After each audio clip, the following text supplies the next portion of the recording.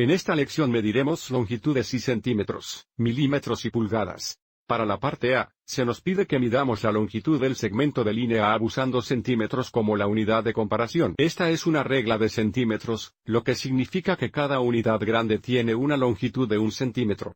Para medir la longitud del segmento A, alineamos el punto A con 0 en la regla y luego mida la longitud hasta el punto B. Observe cómo la longitud del segmento A está entre 5 y 6 centímetros. Observe también cómo cada centímetro se corta en 10 partes o piezas de igual tamaño. Y por lo tanto, cada longitud más pequeña o la distancia entre cada pequeña marca de verificación es igual a 1/10 de centímetro. Entonces, para determinar la longitud, contamos hasta 5 centímetros y luego contamos el número de pequeñas marcas en el punto B. Entonces, hay 1, 2, 3, 4, 5, 6, 7 marcas pequeñas en el punto B, lo que significa que la longitud es de 5 y 7/10 centímetros, que podemos escribir como un decimal o un número mixto. Como número mixto tenemos 5 y 7/10 centímetros. Como decimal tenemos 5.7 centímetros. Para la parte B, se nos pide que midamos la longitud de la base B de los isósceles triángulo utilizando milímetros como unidad de comparación. Y la regla dada es una regla de centímetros. Entonces, necesitamos saber que 1 centímetro es igual a 10 milímetros y, por lo tanto, 1 milímetro es igual a 1/10 de centímetro. Aprendimos del ejemplo anterior que la distancia entre cada pequeña marca de verificación es igual a 1/10 parte de 1 centímetro, que también es igual a 1 milímetro.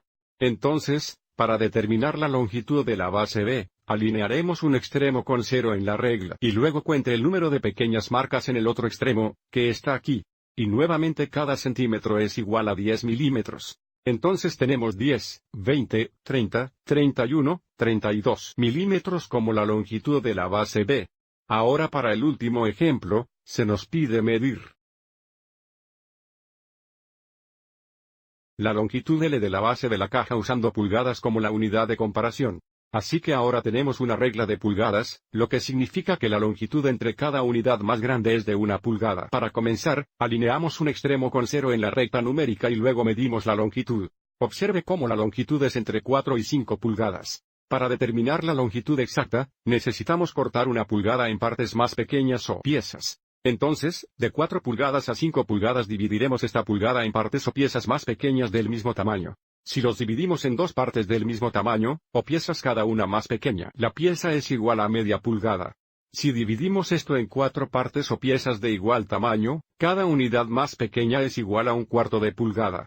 Y esto es lo que necesitamos para medir esta longitud. Observe cómo la longitud exacta es de 4 y 1/4 de pulgada. Para algunas longitudes podemos necesitar cortar la pulgada en partes o piezas más pequeñas, pero para esta longitud, cortar 1 pulgada en 4 partes o piezas de igual tamaño fue suficiente para determinar la longitud exacta. También podemos reconocer que 1/4 es equivalente a 25 centésimas y, por lo tanto, también podemos expresar 4 y 1/4 pulgadas en forma decimal como 4.25 pulgadas. Espero que hayas encontrado esto útil.